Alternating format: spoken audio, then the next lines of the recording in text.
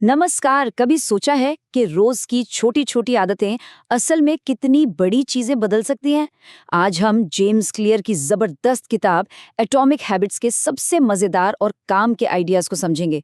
ये किताब हमें सिखाती है कि अच्छी आदतें कैसे बनाई जाएं और बुरी आदतों से पीछा कैसे छुड़ाया जाए। तो चलिए शुरू करते हैं। जरा इस बात पर गौर कीजिए। हम सब बड़े बड़े गोल्स तो सेट कर लेते हैं, पर क्लियर कहते हैं कि असली सक्सेस गोल्स में नहीं बल्कि हमारे रोज के सिस्टम में है। मतलब हमारे काम करने के तरीके में। आखिर में हमारा सिस्टम ही तय करता है कि हम कहाँ तक पहुंचेंगे। हम सबने अपनी जिंदगी में कभी ना कभी तो कोई आदत बदलने की कोशिश की ही होगी, सही कहा ना? और अक्सर लगता है कि इसके लिए बहुत सारी विल पावर, मतलब गजब की इच्छा शक्ति चाहिए। पर क्या हो अगर ये पूरी सच्चाई ना हो? जी हाँ, जेम्स क्लियर कहते हैं कि सिर्फ मोटिवेशन के भरोसे बैठे रहना काफी नहीं है।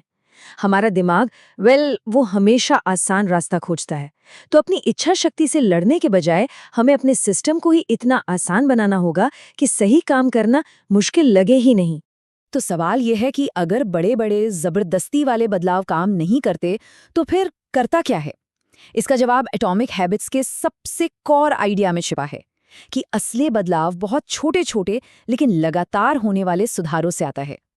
ये बात कितनी गहरी है। सफलता कोई लॉटरी नहीं है जो एक दिन में लग जाएगी।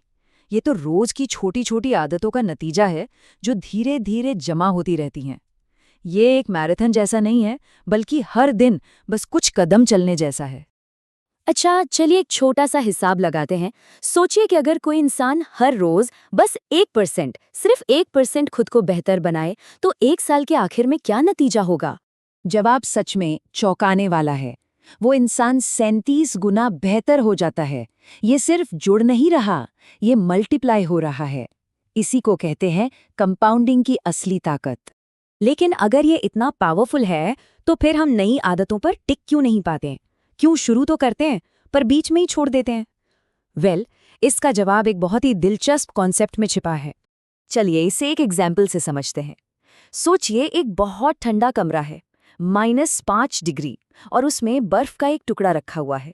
सब शांत है। अब हम धीरे धीरे कमरे का तापमान बढ़ाना शुरू करते हैं। -4, -3, -2। मेहनत तो हो रही है, पर बर्फ वो वैसी की वैसी ही है, बिल्कुल हमारी आदतों की तरह। हम कोशिश करते रहते हैं और सोचते हैं, यार कुछ हो क्यों नहीं रहा। और फिर जैसे ही तापमान 0 डिग्री पे पहुंचता है, सिर्फ 1 डिग्री का फर्क, और बूम, बर्फ पिघलना शुरू हो जाती है। ये जो बड़ा बदलाव है ना, ये अचानक नहीं आता। ये उन सारे छोटे छोटे प्रयासों का नतीजा है जो अब तक दिख नहीं रहे थे। तो अगली बार जब लगे कि नतीजे नहीं दिख रहे हैं, तो निराश मत होइएगा। मेहनत बेकार नहीं जा रही, वो बस अपना असर दिखाने के लिए सही वक्त का इंतजार कर रही है। तो अब तक हमने क्यों के बारे में बात की। अब आते हैं सबसे जरूरी सवाल पर, कैसे? बेहतर सिस्टम बनाने का तरीका क्या है? और इसी सवाल का जवाब देने के लिए किताब हमें एक बहुत ही सीधा साधा प्रैक्टिकल फ्रेमवर्क देती है। ये है वो 4 आसान नियम। पहला, मेक इट ऑब्वियस, यानी आदत को साफ और सामने रखो। दूसरा, मेक इट अट्रैक्टिव, यानी उसे दिलचस्प बनाओ। तीसरा, मेक इट ईजी, इतना आसान कि सोचना ही ना पड़े। और चौथा, मेक इट सैटिस्फाइंग, यानी करने के बाद अच्छा महसूस हो। अब इन सब में से एक टेक्निक ऐसी है जो शायद सबसे ज्यादा असरदार है, खास तौर पर तब जब हम चीजों को टालते रहते हैं। इसे कहते हैं द 2 मिनट रूल। नियम बहुत सिंपल है। कोई भी नई आदत शुरू करें तो उसे इतना छोटा कर दें कि वो 2 मिनट के अंदर हो जाए। बस इतना आसान कि दिमाग को बहाना बनाने का मौका ही ना मिले। जैसे अगर 3 मील दौड़ना है तो 2 मिनट की आदत क्या होगी? सिर्फ दौड़ने वाले जूते पहन लेना। सोने से पहले पढ़ना है, सिर्फ 1 पेज पढ़ना। 30 मिनट योग करना है, नहीं, सिर्फ अपना योगा मैट बाहर निकाल लेना। और देखिए, यहाँ असल मकसद वो एक काम करना नहीं है। असली मकसद है हाजिर होने की आदत डालना, शोइंग अप की। एक बार आदत बन गई तो उसे बेहतर बनाना बहुत आसान हो जाता है।